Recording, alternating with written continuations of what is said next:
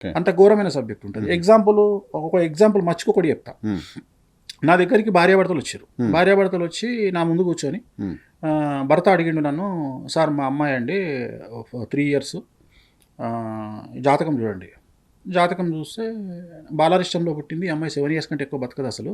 పుట్టిన 1 year నుండి 7 years లోపు చనిపోతుంది ఈ అమ్మాయి అన్నాక, ఏదో మాట్లాడినాక ఒకసారి వాళ్ళ భార్యను బయటికి పంపించిండు ఆయన. పంపించి చనిపోయింది సార్ 1 week అవుతుంది.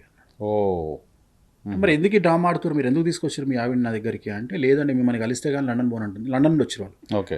కలిస్తే లండన్ పోనంటుంది, ఆ అమ్మాయి హాస్పిటల్లో ఉందని అబద్ధం చెప్పాం సార్. ఆల్రెడీ కార్యక్రమాలు కూడా అయిపోయినాయి, చనిపోయి 4 రోజులు అవుతుంది. మరి నా దగ్గరికి ఎందుకు తీసుకొచ్చారు? ఏం లేదు సార్, మీరు కౌన్సిలింగ్ ఇస్తారని తీసుకొచ్చిన, మీరు అమ్మాయికి ధైర్యం చెప్తారని తీసుకొచ్చిన. ఏం చెప్పాలి చెప్పండి, నా చేతిలో ఏం లేదు. ఇప్పుడు నేను ఏం చేయగలుగుతా సార్? మీరు చేయగలిగింది ఏం ఉంది అంటే, మా ఆవిడకి చెప్పండి మీరు ధైర్యంగా వెళ్ళండి లండన్ అని ఒక మాట చెప్పండి సార్. నాకేం వద్దు సార్, మీ నుండి నేను ఆశించేది ఏం లేదు సార్, ఆ మాట చెప్పండి అంటే, నేను ఆమెకు ఏం చెప్పినా, నేను చూసుకుంటా తల్లి, అబద్ధం, నేను చూసుకుంటా తల్లి, మీరు ధైర్యంగా వెళ్ళండి అంటే, ఇంకా ఆమె ఏమనుకుంటుంది, నేను ఏదో పూజ చేయాలి అంటే అమ్మాయి చనిపోయిన విషయం ఆవిడకి తెలియదు. చెప్పలేదు. ఓకే. చెప్పలేదు, తల్లికి చెప్పలేదు. ఓకే. సో నేను ఆమెను కన్విన్స్ చేసి లండన్కి పోయేటట్టు ప్రిపేర్ చేసిన.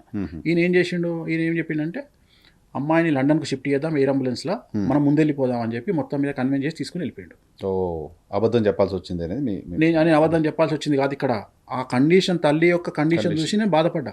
సో ఆ రోజు నాకు నిద్ర పట్టదు. ఓకే. సో ఆ రోజు నేను ఖచ్చితంగా నేను మందు తాగితేనే సెట్ అవుతాను. ఓకే. లేకపోతే నాకు ఇంకా పిచ్చి పిచ్చి అయిపోతుంది.